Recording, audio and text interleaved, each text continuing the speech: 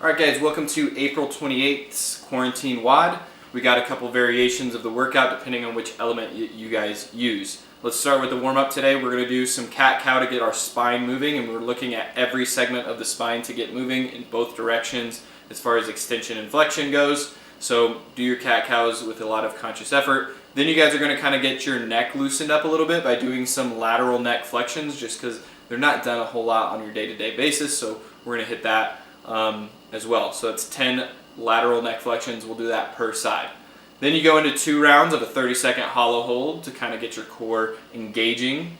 And then you go 30-second side plank with a hip raise to get the obliques fired up, and the glute medius as well. Then you got 30-second single leg glute bridges to make sure that those glutes, hamstrings, and posterior chain is lit up and ready to do most of the work. Finish your warm-up with warming up the handstand push-up and deadlift appropriately. So if you're using a weight, you're warming up to the weight you're going to use. If you're doing handstand push-ups, you're kind of warming up to the handstand push-up. You're not just going to start the workout cold, right, on those movements in particular.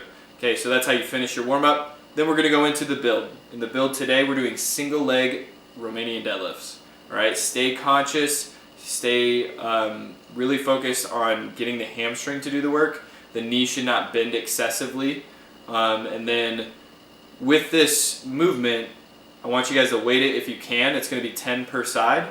If you can't, that's all right. Try to go slow if it's too easy. If 10 reps is easy and you're like, whatever, that's cool, I'm just chilling and going through the motions, then I highly recommend that you slow down, especially your descent into the movement, into the bottom end position, and then control back up to that top. Slowing it down will make it significantly harder. It will also, when you elongate that lowering phase, you're going to tear more muscle fibers, which means you could come back from quarantine a little bit stronger despite not using a ton of weight.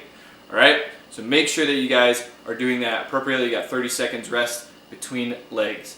Then you go into practice, which is practice for Diane, basically. So you got deadlifts and handstand push-ups.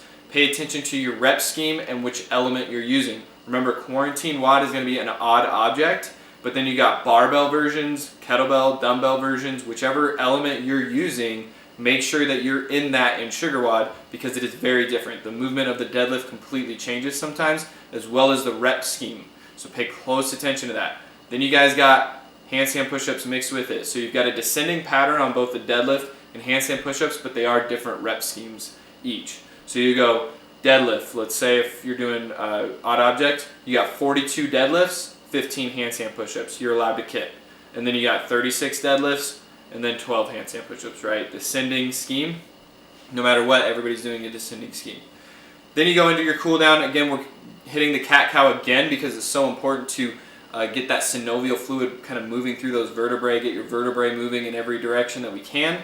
So we're going to hit cat-cow again just to really emphasize that after we've done some stabilizing work with the deadlift and the single leg deadlifts. So now it's like, let's actually get that spine flowing and moving again. Got lateral neck flexions again for getting some blood flow into that neck to recover from being on your head if you did the RX handstand push-up. Scaling the handstand push-up, if I didn't already mention, should be probably a pike push-up. If you are not very good at pike push-ups, go real push-ups, but it should be difficult. You shouldn't be able to do 15 unbroken necessarily. You should be able to do like maybe 5, right? So keep that difficulty there so that the stimulus is maintained. You should only be capable of about 5 reps of whatever you're doing. All right? Then we go into the cool down. Excuse me, we're already in the cool down. Finishing the cool down, you got the alternating windmills. All right? The alternating windmill is designed to kind of open up your chest a little bit after it's kind of been locked down potentially from doing handstand push-ups and compression in general. And that should just kind of feel good between the hips and the shoulders and all that other stuff. So should be a nice cool down. Enjoy it. Enjoy the workout. Enjoy the rest of your Tuesday.